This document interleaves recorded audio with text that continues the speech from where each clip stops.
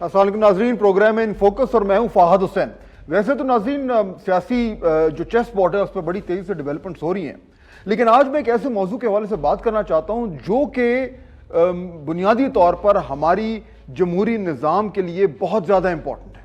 क्योंकि देखिए, जब तक हमारे पास ये एबिलिटी नहीं आएगी कि हम पाकिस्तान में फ्री, फेयर और ट्रांसपेरेंट इलेक्शंस करवा पाएँ, तब तक बाकी तमाम चीज़ें जो हैं वो तो बात की बातें हैं। यानी वो इस जमहूरियत की जो बुनियाद है, जिसकी बेसिस पर हमने और मजीद जमहूरी काम करने हैं और अपने इख्तियारात को इस्तेमाल करना है, वो सब कुछ तो बाद में होना है। अगर हम basic rules of the game पर ही अग्रीड नहीं है तो फिर उसके ऊपर जो इमारत बननी है वो जाहिर बात है फिर वो टेढ़ी होगी। मैं बात कर रहा हूं इलेक्टोरल रिफॉर्म्स की, और पिछले कई दिनों से, कई हफ्तों से, बल्कि कई महीनों से हुकूमत की तरफ से बड़े जोरों शोर से कहा जा रहा है कि पाकिस्तान में जो है वो इलेक्टरल रिफॉर्म्स होने चाहिए, और उस हवाले से दो चीज़ें जो हैं वो सामने लेकर आए कि इलेक्ट्रॉनिक वोटिंग मशीन्स होनी चाहिए, जिसको वो बड़े ही जारहाना तरीके से मुतारिफ करा रहे हैं, और दूसरा ये कि जो ओवरसीज पाकिस्तानीज हैं उनको जो है वो राइट ऑफ वोट दिया जाए। अब अपोजिशन का ही कहना ये है कि जी इलेक्टरल रिफॉर्म्स होने चाहिए, लेकिन ये इस तरीके से नहीं कि जो हुकूमत चाहे वही हो। इलेक्टरल रिफॉर्म्स के लिए कमेटी बनी हुई है, उसमें उस कमेटी के जरिए जो है वो तमाम तर मामला जो प्रपोजल्स हैं अपने इलेक्शन के सिस्टम को बेहतर करने के लिए उनको जेर बहस लाना चाहिए। अब इसमें जो असल बात है नाज़रीन वो ये कि देखिए, इलेक्टरल रिफॉर्म्स जो है वो किसी एक जमात का ठेका नहीं है, ना ही अपोजिशन का है सिर्फ, ना ही गवर्नमेंट का है। इसका मकसद ये है कि हम उस तरह के कवानीन बनाएं, उस तरह के रूल्स एंड रेगुलेशन बनाएं जिसमें सब मुत्तफिक हों, ताकि जब इलेक्शन हो तो तमाम जो जमातें हैं, तमाम जो फरीकैन हैं, वो ये कह सकेंगे जनाब ये जो रूल्स हैं जिनके तहत हम ये इलेक्शन करा रहे हैं, हमने अपना हिस्सा डाला है इनमें। चुनाचे जब उसका रिजल्ट आए तो सब उसको माने, ये ना कहें कि देखिए जी ये जो मामला इस तरीके से था, हमसे तो पूछा नहीं था। तो इत्तफाक राय, कंसेंसस इलेक्टरल रिफॉर्म्स के लिए बहुत ज्यादा जरूरी है, वरना अगर धौंस धमकी से और जोर जबरदस्ती से अगर किसी तरह की इस्लाहात पास कर दी तो उससे वो जो मसला है उसका हल नहीं होगा। इसके बजाय कि हम कंट्रोवर्सीज को खत्म करें, हम मजीद उनको हवा दे देंगे। तो ये बड़ी इंपॉर्टेंट चीज है, और इसलिए भी इंपॉर्टेंट है क्योंकि 2-2.5 साल रह गए इलेक्शन में। उससे पहले हमें अपने ये मामला को ठीक करना है।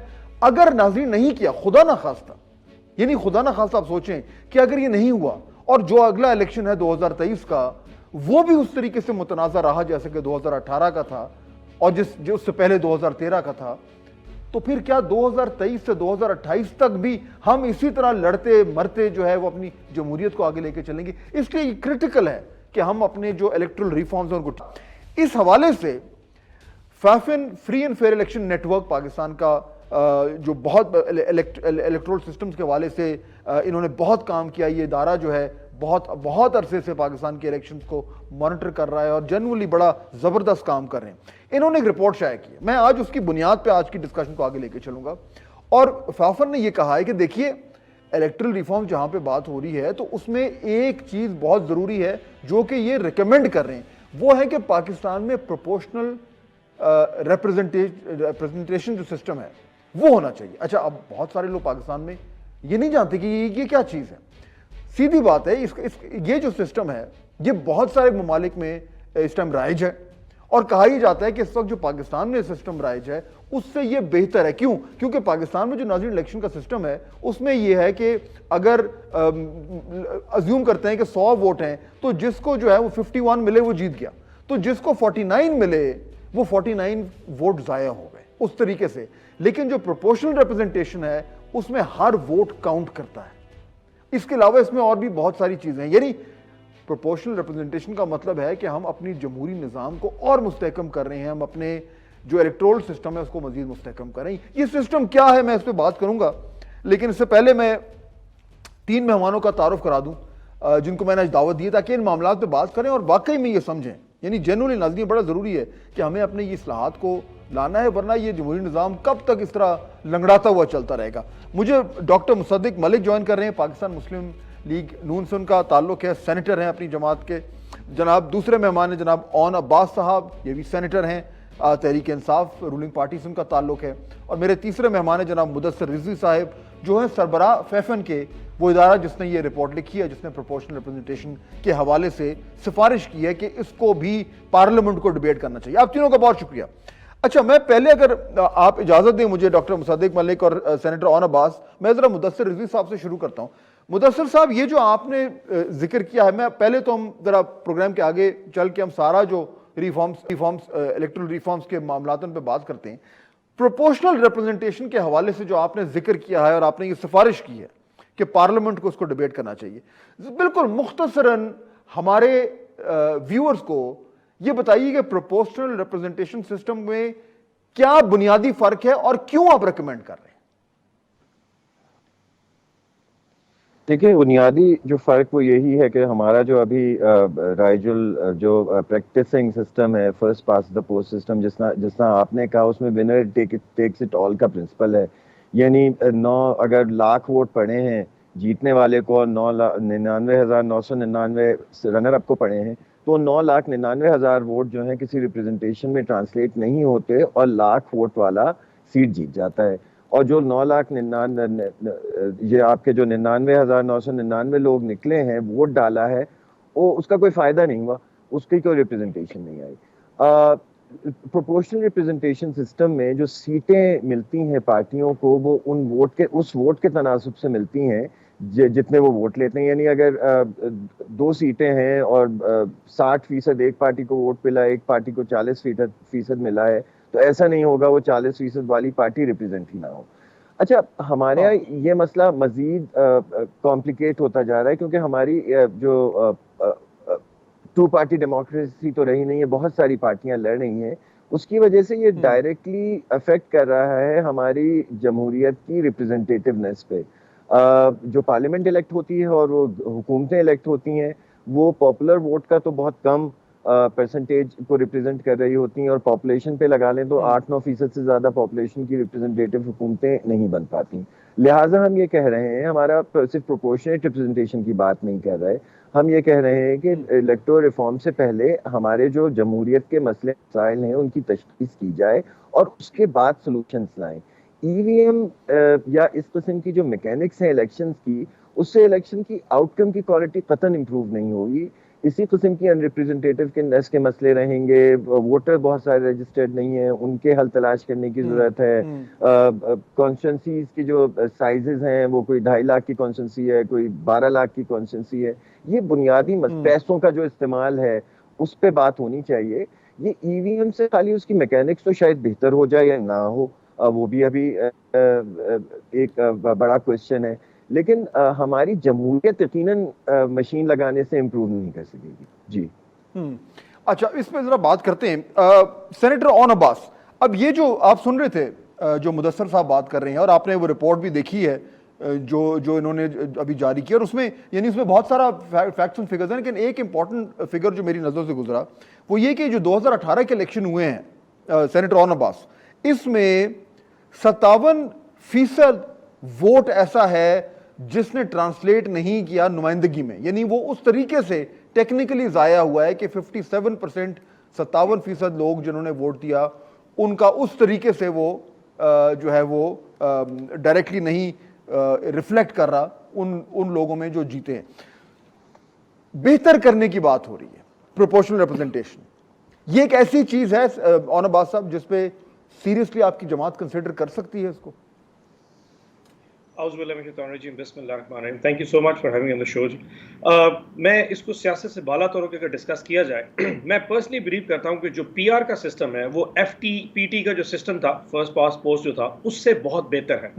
उसकी वजह यह है कि अगर आप पिछले बाय इलेक्शंस जो अभी हुए हैं उनके सिर्फ रिजल्ट्स उठा के देख लीजिए, तो उसमें अगर फॉर एग्जांपल अगर मैं NA 249 के रिजल्ट को उठा के देख लूं तो 5 या 7 अगर कंटेंडर्स थे, और उस रिजल्ट को अगर मैं ठीक मान लूं, चलें जी मान लेते उसमें फ्रॉड या रिगिंग ना भी हो, तो अगर पीपल्स पार्टी 15,000 पे थी तो नून लीग 15,000 पे 14,000 पे थी, तो तमाम 6 पॉलिटिकल पार्टी जो मेन फ्रेम में आ रही वो कोई ना कोई रिप्रेजेंट कर रही थी। वो जो बाकी वोट बैंक था वो वाकई ट्रांसलेट नहीं हो पाया, और उसको ट्रांसलेट होना चाहिए था, और इस पे बात होनी चाहिए। मैं पर्सनली इस बात पे एग्री करता हूं, लेकिन एक जो बदएतमादी की जो फिजा है वो शायद इस चीज़ को आगे बढ़ने ना दे। उसकी वजह ये है कि जो चीज़ एक पॉलिटिकल पार्टी को सूट कर रही होती है वो समहाउ अनफॉर्चुनेटली बाकियों को सूट नहीं कर रही होती। अब ये जो पीआर का सिस्टम है, मुदस्सिर साहब की जो रिपोर्ट है, मैंने बड़ी उसको थॉरली पढ़ा और बड़ा एक स्टेप को, अगर आप 2018 को छोड़ के 13 के इलेक्शन देखें, 8 के इलेक्शन देखें, तकरीबन 50% वोट हर जगह पे अनरिप्रेजेंटेड गए हैं। और जो पीआर का सिस्टम है वो एक हवाले से जो रिजर्व सीट्स है उस पर तो चल ही रहा है, खवातीन की रिजर्व सीट्स पे चल रहा है, चाहे नेशनल या प्रोविंशियल असेंबली की सीट्स हैं, इवन के माइनॉरिटी पे भी शायद चल रहा होगा। तो हम एक हवाले से सिस्टम तो चला रहे हैं, लेकिन कई पॉलिटिकल जमातें हैं जो इस पे बात करते हैं, इसलिए खौफ में आएंगी कि जो पीआर का सिस्टम है ये उस जमात को ज्यादा सूट करता होगा जो फेडरेशन की जमात बन जाएगी। अब जिसको बलूचिस्तान से भी वोट पड़ रहा हो, जिसको केपी से आ रहा हो, जिसको पंजाब सदर्न पंजाब से उतना पड़ रहा हो, वो एंड पे इलेक्शन अगर जीत जाती है, बावजूद इसके वो एफटीपी सिस्टम में अगर उसका जो कैंडिडेट है वो वोट ज्यादा ले खड़ा हो, तो फिर वो बहुत सारे इब्हाम खड़ा कर देगा। आई थिंक इस पे जो डिबेट है वो बड़े खुले दिल के साथ करनी पड़ेगी। हमने जब होनी issue raise चाहिए, किया ठीक था हाँ। इलेक्ट्रॉनिक मैं जरा डॉक्टर मुसद्दिक का इनपुट ले लूं। वेलकम बैक नाज़रीन, गुफ्तगू का सिलसिला जो है उसको आगे लेके चलते हैं। और अब्बास साहब, इसमें ना एक और इंपॉर्टेंट चीज भी ये है, वो जरा इस पर बात करते हैं। जो आपने कहा, आई एग्री विथ यू, इसमें यह भी एलिमेंट है कि इसमें पार्टी का जो रोल है, पार्टी की जो ब्रांडिंग है, पार्टी की जो अपील है, वो ज्यादा हो जाएगी, और जो उम्मीदवार है, जो एक इंडिविजुअल कैंडिडेट है, उसका वजन उस हवाले से थोड़ा सा कम हो जाएगा। तो ये भी इसका एक बहुत बड़ा एक स्पिन ऑफ है जो बड़ा इंपॉर्टेंट, इस पर हम बात करते हैं। लेकिन डॉक्टर मुसद्दिक, आपके क्या थॉट्स हैं इस पे? यानी मुझे पता है कि औरंगाबाद साहब जो बात कर रहे थे वो इशारा नून लीग की तरफ ही आ रहा था। अगर आप देखें अपने एंगल से, तो ये जो पीआर सिस्टम है, इसमें आपको वजन नजर आ रहा है कि ये एक बेहतर सिस्टम है और इसके ऊपर डिबेट हो सकती है पार्लियामेंट में, और आपकी जमात जो है वो इसको यानी एक फेवरेबल तरीके से देख सकती है? देखिए, मुझे नहीं पता चला कि औन साहब ने हमारी जमात को कैसे एल्यूड किया है, मुझे उस बात की समझ नहीं है। मेरा नहीं ख्याल उन्होंने हमारी जमात की तरफ इशारा किया है, या मुझे उस इशारे की समझ नहीं है। लेकिन नहीं, हो सकता है किया हो, वो खुद ही बता देंगे। हम खुले दिल से बात कर रहे हैं। अगर इसमें कोई एडवांटेज किसी पार्टी को या डिसएडवांटेज है तो उस पर भी बात हो सकती है। और पार्लियामान में तो हर चीज़ पे बात होनी चाहिए, क्यों नहीं होनी चाहिए, पार्लियामान बनाई इस वजह से है। लेकिन 2 या 3 अहम नुकात मैं आपके सामने पेश करना चाहता हूँ। पहले तो मुझे वो रिपोर्ट नहीं मिल सकी, इक़्तबासात मैंने उस रिपोर्ट के पढ़ लिए, मगर पूरी रिपोर्ट जैसे औन साहब कह रहे थे मैंने नहीं पढ़ी। तो जो भी मैं बात कर रहा हूँ वो प्रोपोर्शनल रिप्रेजेंटेशन के हवाले से है। गालिबन उस रिपोर्ट में कुछ चीदा कॉम्प्लिकेटेड चीज़ें होंगी जो मैंने अभी नहीं पढ़ी। तो प्रोपोर्शनल रिप्रेजेंटेशन के 2 अहम नुकात हैं। पहला नुक्ता ये है कि हर डिस्ट्रिक्ट जहाँ से लोग इलेक्ट होते हैं वहाँ पे एक शख्स इलेक्ट नहीं होगा। मसलन एक अगर कॉन्स्टिट्यूंसी है बिलफर्ज लाहौर की, आप कॉन्स्टिट्यूंसीज़ को तो रीडिफ़ाइन कर सकते हैं, तो हर कॉन्स्टिट्यूंसी में से 4, 5, 6, 10 जितने भी लोग हैं वो इलेक्ट होंगे। ये पहला अहम नुक्ता है। तो सिंगल पर्सन, एक शख्स जो एक कॉन्स्टिट्यूंसी को रिप्रेजेंट करता है, ये सिस्टम जो है ये जाएगा और एक नया सिस्टम आएगा जिसमें जिस तरह हल्का 249 का भी जिक्र किया जा रहा था, वहाँ से 4 के रिप्रेजेंटेटिव्स होंगे जो असेंबली में आके बैठेंगे। तो पहली बात तो उसमें ये होगी कि असेंबली के साइजेस जो हैं वो काफ़ी बड़े हो जाएंगे। अगर हर कॉन्स्टिट्यूंसी, और या कॉन्स्टिट्यूंसी के साइज़ बहुत बड़े हो जाएंगे, यानी पूरे लाहौर के अंदर से एक कॉन्स्टिट्यूंसी बन सकती है जिसमें 5 या 7 या 10 कैंडिडेट्स होंगे, मगर अगर इतनी ही कॉन्स्टिट्यूंसीज़ रहें तो असेंबली के लोग जो हैं उनकी तादाद कई 100 के बजाय 1000 के करीब, या हो सकता है हज़ारों के करीब हो जाए। तो ये हमें सोचना होगा। दूसरा जो अहम उसके अंदर प्रोपोर्शनल रिप्रेजेंटेशन के इस एलिमेंट में जो मैंने आपके सामने पेश किया है कि हर कॉन्स्टिट्यूंसी के मल्टीपल रिप्रेजेंटेटिव होंगे, उसका मतलब ये है कि आपकी जो अकाउंटेबिलिटी है वो डिफ्यूज़ हो जाएगी। यानी इस वक्त जो शख्स इलेक्शन जीत कर आता है एक हल्के से, वो हल्का उसकी रिस्पॉन्सिबिलिटी होता है, और अगर वो वहाँ पे अपना काम नहीं भरपूर अंदाज में कर पाता तो अगली मरतबा जब इलेक्शन होता है तो लोग उसको कहते हैं भाग जा, मैं तो तुझे वोट नहीं दूंगा। मगर अब उस कॉन्स्टिट्यूंसी के अंदर 4-5 लोग काम कर रहे होंगे। इस वजह से जो 1 पर्सन अकाउंटेबिलिटी है, यानी मैं अपने रिप्रेजेंटेटिव को कहता हूं कि तुम एक नाम लेकर मेरा काम नहीं करते, मैं तुम्हें वोट नहीं दूंगा, वो बात थोड़ी डिफ्यूज हो जाएगी। बिकॉज कौन सा वो कैंडिडेट है जिसको आपने अकाउंटेबल करना है, कौन किस चीज़ का जिम्मेदार है, और उस शख्स जिस शख्स ने वोट दिया है, क्योंकि मैं मल्टीपल एक वोटिंग सिस्टम के ज़रिए आया हूँगा तो मुझे भी मालूम नहीं होगा कि कौन शख्स हैं, वो कौन से ब्लॉक्स हैं जो मुझे कर रहे हैं। तो एक अकाउंटेबिलिटी के सिस्टम के ऊपर हमें बहस करनी चाहिए पार्लिमान के अंदर। ये तो एक पहला नुक्ता हो गया जो मैंने आपके सामने पेश किया कि वो फ़वाइद और नुकसानात ये जो कॉन्स्टिट्यूंसी के अंदर मल्टीपल रिप्रेजेंटेटिव के हैं। दूसरा जो आपने जिक्र किया वो बहुत अहम पहलू है कि जी कहिए। मैं जरा एक सेकंड मुदस्सर साहब से एक चीज क्लैरिफाई करवा लूं, I will come back to your second point. Mudassar देखिए, ये जो बात करें ना डॉक्टर साहब कि एक हल्का है, उसमें से इसकी बजाय जिस तरह उन्होंने एग्जांपल दी NA 249 कराची में भी हुआ है और उसमें पीपल्स पार्टी जो है वो जीत गई है, PMLN जो है वो चंद हज़ार वोटों से कम था और उसके बाद दीगर थे। तो उनका ये कहना है कि वो एक हल्के में से फिर अगर प्रोपोर्शनल रिप्रेजेंटेशन होगी तो मल्टीपल उम्मीदवार आना शुरू हो जाएंगे।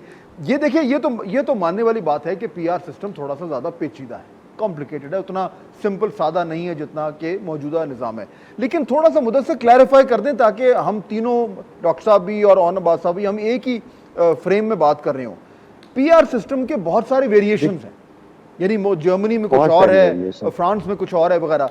ये जिस तरीके से डॉक्टर साहब की तशरीह कर रहे हैं, ये बात ऐसा ही है कि एक हल्के में से कई लोग जो हैं वो इलेक्ट हो जाएंगे, या जिस निज़ाम की आप बात कर रहे हैं वो कुछ उस तरीके का होगा जिस तरीके से इस वक्त विमेन सीट्स हैं कि जनाब पार्टी की जितनी टोटल वोट है उस प्रोपोर्शन से उसके उम्मीदवार आ जाएंगे। थोड़ा सा क्लेरिफाई कर दें। देखिए, दो सिस्टम्स हैं जिस तरफ मलिक साहब इशारा कर रहे हैं, वो उसे ओपन लिस्ट PR सिस्टम कहते हैं। और उसके लिए ज़रूरी है कि ये जो थोड़ी सी कंफ्यूजन है शायद, मल्टी मेंबर कॉन्स्टिट्यूंसीज उसमें नहीं बनाते बल्कि मल्टी कॉन्स्टिट्यूंसी डिस्ट्रिक्ट्स होती हैं। यानी इलेक्टोरल डिस्ट्रिक्ट जो होगी उसमें 2 या 2 से ज़्यादा सीट्स होंगी। मिसाल के तौर पे लाहौर में 2 या सीटें हो सकती हैं और 13 सीटों में जो वोट लाहौर में पड़ रहा है वो डिस्ट्रीब्यूट होगा प्रोपोर्शनली। तो सीटों के नंबर इस तरीके से यकीनन नहीं बढ़ेंगे, लेकिन हमें अपनी इलेक्टोरल डिस्ट्रिक्ट्स जो हैं वो बनानी पड़ेंगी और इलेक्टोरल डिस्ट्रिक्ट्स को फिर आप सीट्स एलोकेट कर देते हैं 2 या 2 से ज़्यादा, ताकि वोट का स्प्रेड बराबर आए। 3-4 लेकिन मैं माफी चाहता हूँ, लेकिन हर डिस्ट्रिक्ट में जी डॉक्टर साहब, मगर हर डिस्ट्रिक्ट के अंदर मल्टीपल रिप्रेजेंटेटिव्स होंगे, राइट जी, एग्जैक्टली माय पॉइंट। यानी हर एक कॉन्स्टिट्यूएंसी के मल्टीपल रिप्रेजेंटेटिव्स होंगे। एक जो कॉन्स्टिट्यूएंसी है उसको 3 लोग या 4 लोग या 5 रिप्रेजेंट कर रहे हैं। नहीं, ऐसा नहीं, कॉन्स्टिट्यूएंसी नहीं, multi district, multi constituency district. Islamabad जो है वो अगर एक इलेक्टोरल डिस्ट्रिक्ट है तो उसमें ऑलरेडी 3 सीटें मौजूद हैं। ओपन लिस्ट PR सिस्टम में होता है, जो आपकी रिप्रेजेंटेशन वाली बात है, और यकीनन इस पे बहुत सारी बहस की ज़रूरत है क्योंकि हमारी शायद लोगों की भी बहुत ज़्यादा PR सिस्टम्स की वेरिएशंस के बाद अवेयरनेस नहीं है। जो ओपन लिस्ट PR सिस्टम है उसमें हर पार्टी अपनी कैंडिडेट, जो लोग, एक क्लोज लिस्ट होता है, क्लोज लिस्ट में पार्टी की पूरी मोनोपोली हो जाती है, लोग पार्टी को वोट देते हैं और पार्टी की क्लोज लिस्ट पे जो प्रायोरिटी होती है, जिस तरह वुमेन रिजर्व सीट्स की हमारी एलोकेशन होती है, उसी तरह लोगों के पास चली जाती हैं सीटें। लेकिन ओपन लिस्ट में लोग पार्टी के कैंडिडेट को वोट देते हैं और जो ज्यादा जिन कैंडिडेट से वोट लिया है वो 3 लोगों में वोट उसी तरह डिस्ट्रीब्यूट हो जाते हैं। ये कॉम्प्लेक्स सिस्टम है, काउंटिंग का भी कॉम्प्लेक्स है और एलोकेशन ऑफ सीट्स का भी कॉम्प्लेक्स है। लेकिन इसमें ज़रूरी नहीं है कि आपकी कैंडिडेट जो रिप्रेजेंटेटिव्स की तादाद है हज़ारों चली जाए, वो आप 272-300 में भी मैनेज कर सकते हैं। वो पार्लियामेंट किस तरह से आपकी इलेक्टोरल डिस्ट्रिक्ट्स को डिफाइन करती है, किस तरह से इलेक्टोरल डिस्ट्रिक्ट इलेक्शन कमीशन बनाएगा ताबे कानून के, तो वो 272-300 में आप कर सकते हैं। दूसरा जो आप मलिक साहब बात कर रहे हैं उसमें मिक्स मेंबर जो PR सिस्टम है उसको मिसाल के तौर पे जर्मनी ने शुरू किया था, नेपाल में भी है। यानी हर जगह से PR के भी मेंबर्स जिस तरह नेपाल की पार्लियामेंट नेशनल असेंबली है उनकी, उसमें 300 लोग प्रोपोर्शनली रिप्रेजेंट हो रहे हैं और हर हल्के का एक डायरेक्ट FPTP से भी हो जाता है। जर्मनी में तो यानी मिक्स एंड मैच कर लिया, उससे रिप्रेजेंट जी दोनों का एक दरमियानी रास्ता जर्मनी ने निकाला, कुछ मुल्कों ने उसे रेप्लिकेट करना शुरू कर दिया। अच्छा, इसमें ना दूसरा इसका एक पहलू ये, ठीक है, ये बात तो क्लियर हो गई कि ये जिस तरह डॉक्टर मुसद्दिक कह रहे थे कि ये इसमें बहुत सारे इश्यूज हैं और इसमें जी डॉक्टर साहब आप कुछ कह रहे हैं। जी देखिए, देखिए, बात ये नहीं है, बात बड़ी सिंपल है। बात जो मैंने आपके सामने 2 मुकदमात पेश किए हैं और अभी मैंने पहले पहलू पे किए हैं। इसका एक और पहलू है जो मैं आपके सामने रखना चाहता हूँ, जो बड़ा अहम पहलू है। पहला पहलू तो मैंने आपको ये पेश किया कि इस सिस्टम के अंदर एक डिस्ट्रिक्ट कह लें, आप उसको एक कॉन्स्टिट्यूंसी कह लें, शहर कह लें, जो भी आप कहना चाहते हैं कह लें, मगर उस इलाके के अंदर एक रिप्रेजेंटेटिव नहीं होगा, बहुत से रिप्रेजेंटेटिव्स होंगे, जिसकी वजह से मैं आपको कह रहा हूं कि अकाउंटेबिलिटी जो है वो नॉन स्पेसिफिक हो जाएगी और अकाउंटेबिलिटी डिफ्यूज हो जाएगी। यानी उस जगह के ऊपर जहां से मैं और मेरे अलावा 2 लोग ऑन साहब और एक और साहब इलेक्ट होकर आए हैं, वो शख्स किसका गिरेबान पकड़ेंगे, ये अकाउंटेबिलिटी थोड़ी सी नॉन स्पेसिफिक खत्म नहीं होगी, किसी सूरत नहीं होगी, लेकिन नॉन स्पेसिफिक हो जाएगी। और चलें तादाद में भी बाद में बात कर लेंगे कि तादाद को क्या होगा, क्योंकि मैं आपको केस बताऊंगा कि जब ये नंबर्स बढ़ेंगे तो नंबर्स किस तरह बढ़ेंगे। या तो कॉन्स्टिट्यूंसीज इतनी बड़ी आपको करनी पड़ेंगी कि आप जिस तरह बलूचिस्तान में है कि हज़ारों मील या कई सैकड़ों मील के ऊपर मुहित एक कॉन्स्टिट्यूंसी होगी, ताकि आपके अंदर उसके अंदर मल्टीपल कॉन्स्टिट्यूंसी, या आपको इतनी छोटी कॉन्स्टिट्यूंसी करनी पड़ेगी। चलें, मगर छोड़ दें इस बात को, ये बाद में बात करेंगे। दूसरी जो अहम पहलू है वो ये है कि चाहे वो साहब पार्टी लिस्ट वोटिंग सिस्टम हो, जिसमें ओपन लिस्ट और क्लोज लिस्ट होती है, पहला सिस्टम है जिसके अंदर पार्टी आप वोट देते हैं या बंदे को देते हैं या पार्टी को देते हैं, दोनों सूरतों में लिस्ट पार्टी देती है और लोग उसमें से इलेक्ट होते हैं। दूसरा है मिक्स्ड मेंबर, जो सिस्टम प्रोपोर्शनल वोटिंग का है, जिसका ये जिक्र कर रहे हैं कि आधे लोग तो अपनी शोहरत की वजह से इलेक्ट होंगे, यानी जिस तरह अभी इलेक्ट होते हैं, और आधे लोग आएंगे जिस तरह मिडिल ईस्ट के अंदर होता है कि जब उनकी पार्लियामेंट बनती है तो आधे इलेक्ट होके आते हैं, आधे बादशाह नॉमिनेट करता है। तो इस सूरत में बादशाह जो है वो पार्टी बन जाएगी। और हमारे यहाँ जिस तरह की पार्टीज हैं, जहाँ पे आपको मालूम है कि बहुत ज़्यादा डोमिनेशन है, खान साहब की है, नवाज शरीफ साहब की है, बिलावल जरदारी साहब की है, तो होगा ये कि आधे तो वो नॉमिनीज होंगे जो खान साहब और नवाज शरीफ और जी। लेकिन उसमें देखिए, उसमें तो मैं ये समझता हूं कि इसके अंदर पार्टीज मजबूत होंगी, मगर लोकल जो रिप्रेजेंटेटिव्स हैं, जो लोगों की जो करते हैं नुमाइंदगी, उनकी स्ट्रेंथ कम हो जाएगी।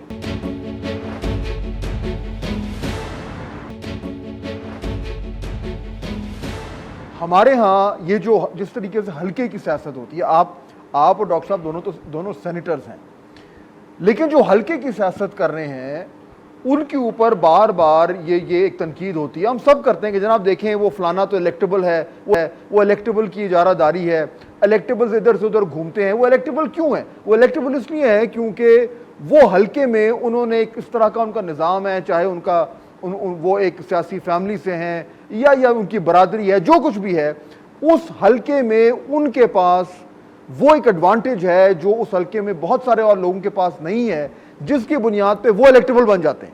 और वो फिर अपनी सियासी नजरियात को साइड पे रख के अपने मफादात के जरिए, मैं सिंप्लीफाई कर रहा हूं, कभी एक जमात में जाते हैं, कभी दूसरी जमात में जाते हैं, या अवाम और के हम सब ये मफादात। रोते रहे जी हाँ, हम इस हवाले से सब ये रोते रहे कि देखिए ये इलेक्टेबल्स का सिस्टम और ये ज्यादती है, ये फिर जबरन इनको जमातों को रखना पड़ता है। ये जो निज़ाम है, अगर हम उस सिस्टम की बात करें जो अभी मुदस्सर साहब बात कर रहे थे, जिसमें एक लिस्ट होती है, जिस तरीके से विमेंस सीट्स हैं, उसमें पार्टी तो बिल्कुल डॉक्टर साहब सही कह रहे हैं, पार्टी मजबूत हो जाएगी, लेकिन उससे यह भी तो होगा कि फिर आपके पास एक फील्ड खुल जाएगी, आप इलेक्टेबल्स के हाथों जो है वो आप ब्लैकमेल नहीं होंगे।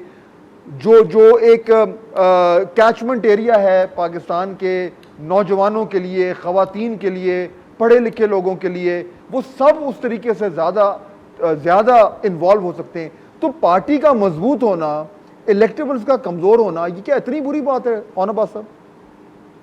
देखें, मैंने जैसे पहली दफ़ा कहा था कि कोई भी चीज़ आप डिस्कशन के लिए शुरू करते हैं तो उसकी टेक्निकलिटीज़ प्रॉब्लम क्रिएट करेंगी। पहले हमें सबसे पहले इस आइडिया को खुद अपने साथ एंडोर्स करना है कि यह आइडिया एक्सेप्टेबल है या नहीं है।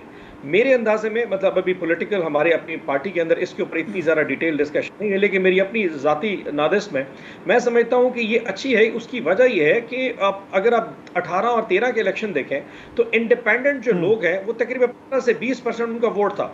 अब कोई मैनिफेस्टो नहीं था, कोई पार्टी लाइन नहीं थी, लेकिन एक वोट बैंक था। अब उसमें से कुछ जीते भी होंगे और वो फिर आके उन्होंने ज्वाइन कर ली। जो सिंध में एमपी जीता होगा उसने ज्वाइन कर लिया होगा पीपल्स पार्टी को, जो पंजाब में था वो हमारे साथ आ गया, जो केपी में हमारे साथ। सिर्फ फोर्थ लार्जेस्ट पार्टी है, फोर्थ लार्जेस्ट पार्टी है आपके इंडिपेंडेंट, इस वक्त फोर्थ लार्जेस्ट पार्टी है। आप जो बात कह रहे हैं मैं उससे एग्री कर रहा हूँ, 34 वोट देते हैं नंबर। मसला ये है कि जितने सारे इंडिपेंडेंट्स जो जीत के आए वो किसी को रिप्रेजेंट कर तो रहे थे, लेकिन किसी मैनिफेस्टो को ट्रांसफॉर्म नहीं कर पा रहे थे। इशू ये है कि रेजिस्टेंट टू चेंज का जो इशू है वो हमारे साथ बहुत प्रॉब्लम है। मैंने जैसे आइडेंटिफाई किया कि एक तब्दीली जो है वो एज ए पीटीआई शायद मुझे सूट कर रही है, लेकिन वो शायद डॉक्टर मुसद्दिक मलिक साहब की पार्टी को सूट ना कर रही हो। हमने जब वो 50 के करीब रिफॉर्म्स ये आप क्यों कह रहे हैं? नहीं, और बात साहब ये आप क्यों कह रहे हैं, ये जरा क्लियर कर देना। आप ये क्यों कह रहे हैं कि सेनेटर मुसद्दिक मलिक की जमात को ये सूट नहीं करेगा? जी मुझे पहले तो नहीं लगा था, लेकिन अब उन्होंने कह ही दिया तो फिर मैं जरा समझ लूं पहले कि क्या उसकी लॉजिक क्या है उनकी। मैं एक्सप्लेन करने की कोशिश कर। हमने 50 के करीब रिफॉर्म्स दिए थे कि जी इलेक्टोरल रिफॉर्म से बात करें।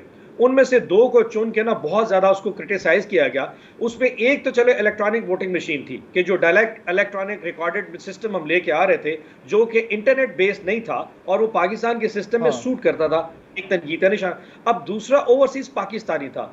बाय ऑल मीन्स, और आप भी शायद इसको एंगेज करेंगे कि मेजॉरिटी ऑफ ओवरसीज पाकिस्तानी शायद पीटीआई को वोट कर जाएं, तो उस आइडिया को रिजेक्ट कर दिया गया। मैं ये जानना चाह रहा हूं कि आप ये क्यों कह रहे हैं कि पीआर सिस्टम जो है वो पीएमएलएन को सूट नहीं करेगा? ये क्यों कह रहे हैं? वजह ये हम एक फेडरेशन की पार्टी पीटीआई एक बनती जा रही है और एक वो फिनोमेना है जो पूरा एक्सेप्ट भी शायद करता है। मैं आपको एक चीज मजे की बताऊं, कल इलेक्शन कमीशन ऑफ पाकिस्तान ने एक ट्वीट कर दिया, एक वीलॉग था किसी का, वो ट्वीट कर दिया कि जी महंगा तरीन फ्रॉड होने के लिए तैयार। अब किसी इंस्टीट्यूशन की तरफ से जब इस तरह के आइडियाज को वो तो गलती मान ली है, अच्छा मैं गलती मान के विड्रॉ कर लिया।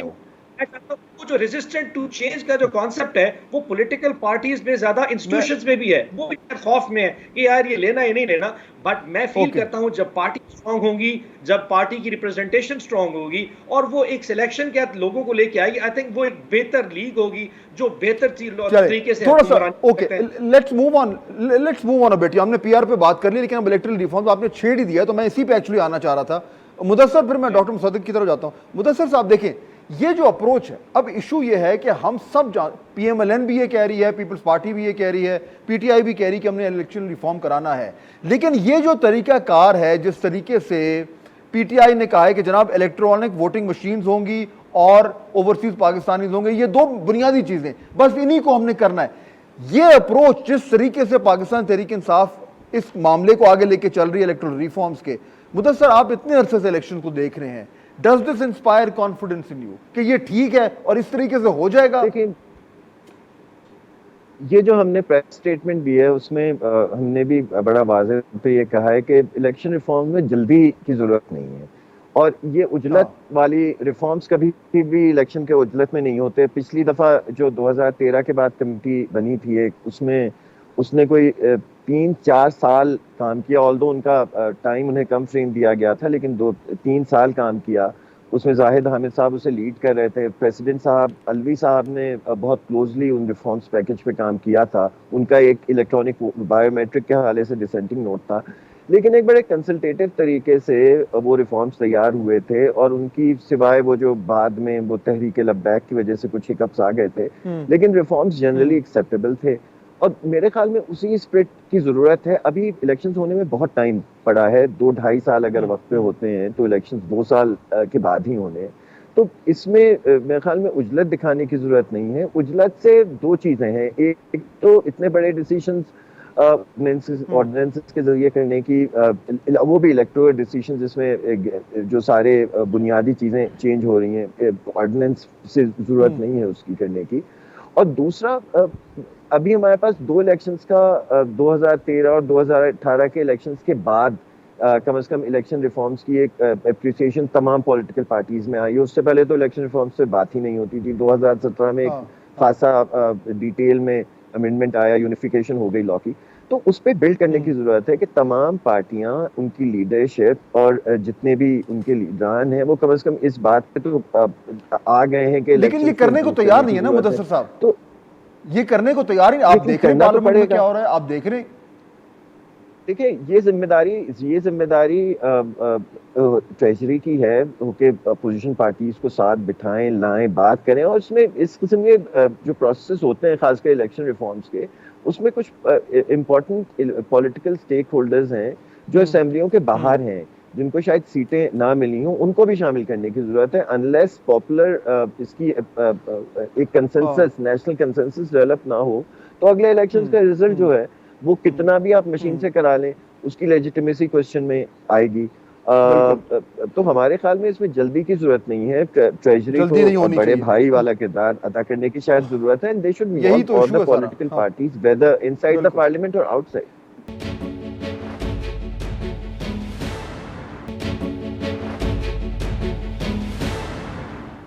डॉक्टर मुसादिक मलिक, मेरा जो फेयर है ना, मुझे बताइए कि टेल मी अगर ये दुरुस्त है या अनफाउंडेड है। जो मेरा फेयर है डॉक्टर मुसादिक मलिक, वो ये है कि ये जिस तरीके से इलेक्टोरल रिफॉर्म्स का मामला चल रहा है, ये जो दीगर सियासी जो रस्साकशी हो रही है, जो एक कशमकश चल रही है इस टाइम मुल्क में अपोजिशन और गवर्नमेंट के दरमियान, ये उसके भीड़ चढ़ जाएगा। और जिस तरीके से इलेक्ट्रॉनिक वोटिंग मशीन्स और ओवरसीज पाकिस्तानीज का 2 पॉइंट एजेंडा बना के पीटीआई पुश कर रही है, वो अपोजिशन को एक्सेप्टेबल नहीं होगा। वो ऑर्डिनेंस के जरिए करें, वो ऑर्डिनेंस लैप्स कर जाएगा, मजीद आने वाले दिनों में और ज़्यादा कशीदगी पे हो जाएगी, और अल्टीमेटली होगा ये कि 2022 आ जाएगा, इलेक्टरल रिफॉर्म्स करीब करीब तक नहीं होंगे, और इसी लड़ाई झगड़े के माहौल में मुतनाज़े इलेक्शंस में हम जाएंगे, और फिर उसके बाद यही एक साइकिल जो है रिपीट होगा। मेरा ये फेयर है, ये अनफाउंडेड है। जी मेरे ख्याल में बड़ा वेल फाउंडेड आपका ये फेयर है। मसलन आज की इस डिबेट के अंदर ही मैंने ऑन साहब को बहुत ज़्यादा उनकी फेस वैल्यू पे लेके शायद क्रेडिट दे दिया, और मैंने समझा कि शायद वो गैर सियासी हकीकत में गुफ्तगू कर रहे हैं। यानी 2 चीज़ें जो उन्होंने उठाई हैं, मैंने तो इसी वजह से कहा कि हमारी पार्टी का मुझे तो कोई बात बज़ाहिर समझ नहीं आई, क्योंकि जो आप प्रोपोर्शनल रिप्रेजेंटेशन की बात कर रहे हैं, उसका हर कॉन्स्टिट्यूंसी के अंदर कैंडिडेट्स होंगे, उसका इस बात से कोई ताल्लुक नहीं है कि आपकी मेजॉरिटी किस जगह के ऊपर है। जो आपने इलेक्ट्रॉनिक वोटिंग सिस्टम की बात की है, उसका प्रोपोर्शनल रिप्रेजेंटेशन से कोई ताल्लुक नहीं है। जो आपने एक्सपेट्रिएट्स की वोटिंग की बात की है, उसका प्रोपोर्शनल रिप्रेजेंटेशन से कोई ताल्लुक नहीं है। तो आपने 2 चीज़ें जिनका प्रोपोर्शनल रिप्रेजेंटेशन से कोई ताल्लुक नहीं है, उनको जोड़ा इस वजह से कि आपके जहन में इलेक्टोरल रिफॉर्म जो है वो सिर्फ 2 चीज़ों पे मुहित है, कि किसी तरीके से इलेक्ट्रॉनिक वोटिंग आ जाए और किसी तरीके से हमारे शहरी जो गैर मुल्की मुख्तलिफ ममालिक में रहते हैं वो वोट करना शुरू कर दें। तो ये दोनों बड़ी अच्छी चीज़ें, इन पे हम बात कर सकते हैं, इन पे बात अभी कर भी लेते हैं, लेकिन इनका कोई ताल्लुक नहीं है प्रोपोर्शनल रिप्रेजेंटेशन से।